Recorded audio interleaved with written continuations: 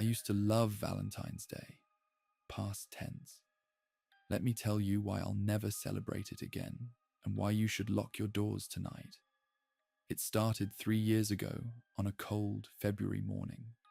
I was living in a small apartment in Portland, working as a graphic designer, living what I thought was a normal, unremarkable life.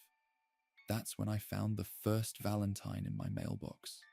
No stamp, no return address, just my name, Rebecca Chen, written in perfect, flowing cursive on expensive cream-colored paper that felt like silk between my fingers. The kind of paper nobody uses anymore. Inside was a single line written in the same elegant handwriting. I've been watching you. You're perfect. I laughed it off at first. Probably a prank from my roommate Sarah, right?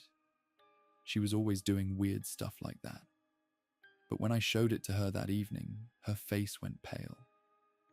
"That's not my handwriting, Becca," she said, holding the card at arm's length like it might bite her. "And this is creepy as hell. Who writes like this?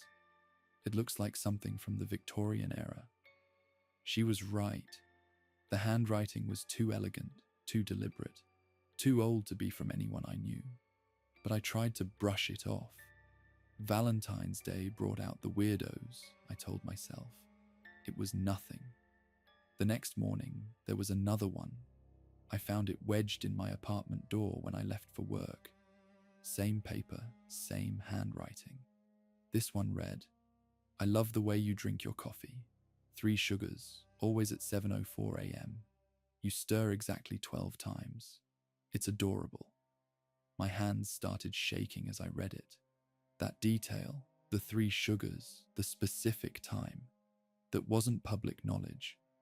That wasn't something you could guess. My kitchen window faced a brick wall barely 3 feet away. Nobody could see in. It was impossible. But someone was watching. I spent my lunch break checking every window in my apartment, looking for sight lines, for any way someone could observe me. There was nothing. I drew all the curtains shut anyway, even though it made my apartment feel like a cave. Sarah thought I was overreacting, but she helped me check the locks twice that night. February 12th came and went without incident. I started to relax, thinking maybe it had been just a couple of weird letters, nothing more. I was so wrong. On February 13th, I came home from work to find them. 13 black roses arranged on my doorstep in a perfect circle. Real roses, freshly cut, with thorns still intact. In the center was another card. "Tomorrow, we'll finally be together. I've waited so long, my Valentine. The preparations are complete." That's when I called the police. The 2 officers who responded were polite, but ultimately useless. Officer Martinez, a middle-aged man with kind eyes, took notes while his partner, a younger woman named Officer Chen, no relation, she assured me, photographed the roses. "Have you noticed anyone following you? Any ex-boyfriends with a grudge? Someone at work, maybe?" Martinez asked. I racked my brain. My last relationship had ended amicably 8 months ago. My co-workers were all either happily married or completely uninterested in me. I had no stalkers, no enemies, no one I could think of who would do this. "Look," Officer Chen said gently, "we'll file a report and we'll increase patrols in your area. But legally, there's not much we can do about love letters. No direct threats have been made. No one has tried to harm you." "Someone knows my schedule," I protested. "They were in front of my apartment." "We understand your concern," Martinez said. "Keep your doors locked. Install a security camera if you can. Call us immediately if you see anyone suspicious. But Miss Chen, these Valentine's Day pranks, they're usually harmless.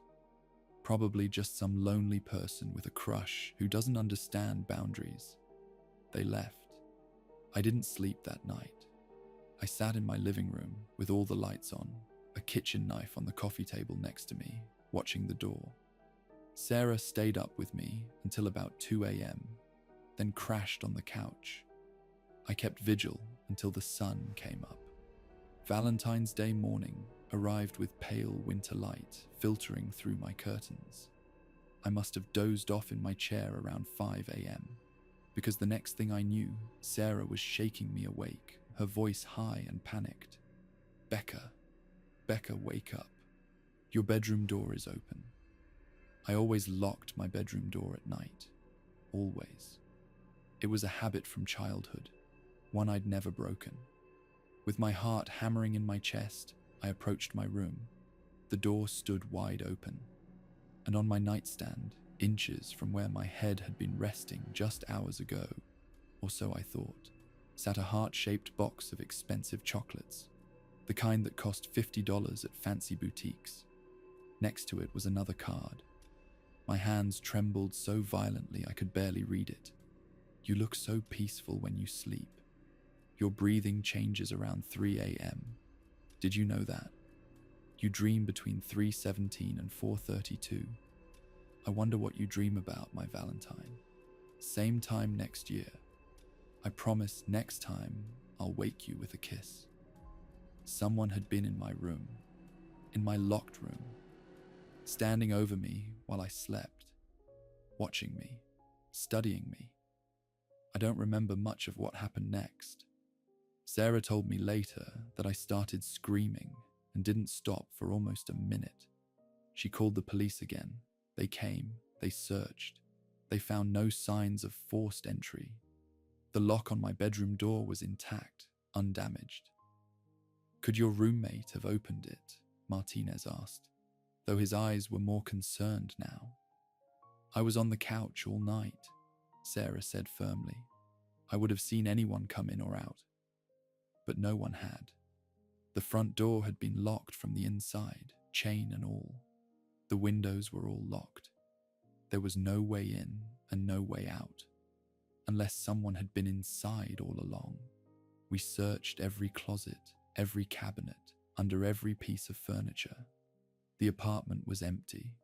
Just me, Sarah, 2 confused police officers, and a box of chocolates I was too terrified to touch.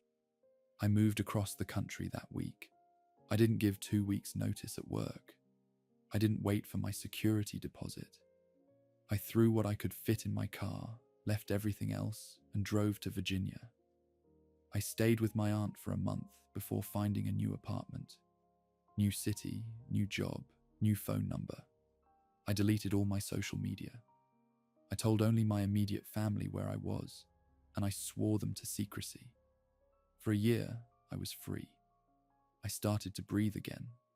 Last Valentine's Day, I woke up feeling almost normal. I had a good job at a marketing firm in Richmond, a small but cozy apartment in a building with security cameras and a doorman. I'd made new friends who knew nothing about my past. I was safe. I went to work, came home, made dinner. It was just another day. I'd survived. Then I saw it. Slipped under my apartment door, impossible to miss against the dark hardwood floor, was a cream-colored envelope. My entire body went numb. With shaking hands, I picked it up.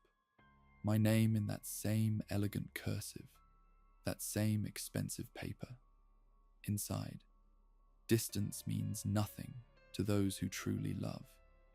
Did you really think you could hide from me, Rebecca? I've enjoyed watching you build your new life. You look happy.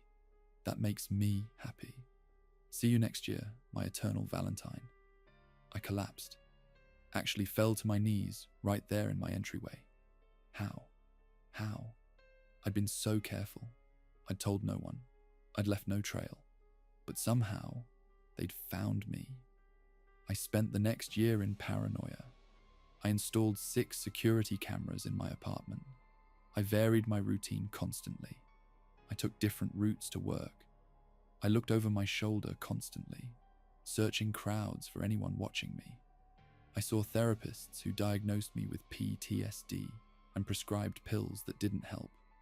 And now it's February 14th again, 3 years since the first letter. I'm writing this from a hotel room in a small town in West Virginia. I won't say which town. I paid cash for the room, used a fake name, told absolutely no one where I was going. I left my phone at home. I drove a rental car, also paid in cash. I've been here for 3 days, hiding, waiting for this cursed day to pass. I went to the vending machine on the second floor about 15 minutes ago. I was gone for maybe 5 minutes, 6 at most. When I came back, my hotel room door was closed but unlocked. I know I locked it. I know I did. Inside, scattered across the cheap floral bedspread, were rose petals. Red ones this time, not black, arranged in a perfect heart shape. The room smelled like roses and something else, something sweet and cloying, like expensive perfume. And on my pillow was a card. Happy Valentine's Day, my love. Did you really think a different location would matter? I'm already inside. I've always been inside. Turn around, Rebecca. It's time we finally met. I can hear breathing behind me. Not my breathing, someone else's. Slow and steady, like they're savoring this moment. I'm writing this on my laptop because I'm too terrified to turn around. The bathroom door to my right just creaked open, but I didn't see it move in my peripheral vision. The shadow on the wall is wrong. Too tall, too still. My hands are shaking so badly I can barely type. If anyone finds this, please tell my family I love them. Tell them I'm sorry I didn't listen when they said I should have stayed with them.